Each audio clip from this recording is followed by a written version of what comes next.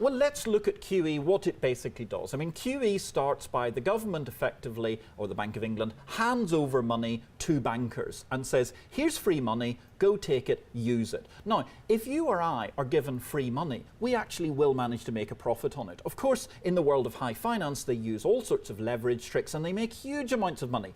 Traders then come along and say, well, I'm a genius. I've made all of this money for the bank, so I deserve a huge bonus. Now, again, like footballers, some of them are absolutely brilliant, but others just happen to be people that, because they're given something for free, make money.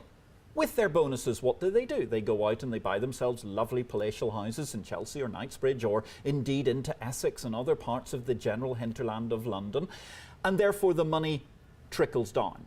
But really, is it effective? Does it actually create jobs up front? Of course not, because if we look at these unbelievable sums of money, hundreds of millions, I mean, pretty much every month being sent over. It would pay for 200 years of job seekers allowance. Precisely. A figure of 850 million. The point is, if you think about the cost of creating jobs, what new businesses want, there are entrepreneurs who are looking for 10 or 20 or 50,000 pounds in capital. You could go and create huge numbers of jobs. So why do they do it?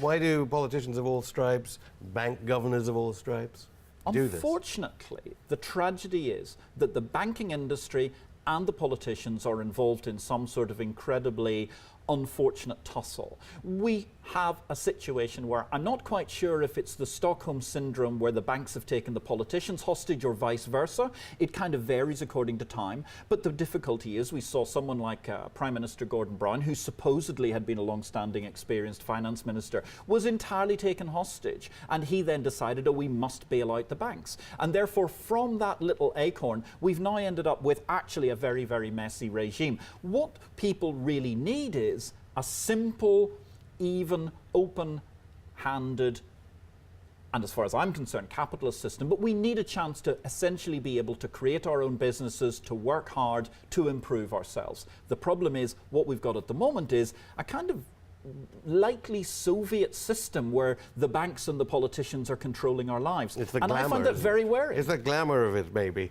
Well, it probably is. But on the other hand, you see, what I would also say is banks, in the very long term, have actually peaked. And that's the thing nobody has learnt, because the internet is driving new technology to make finance more efficient.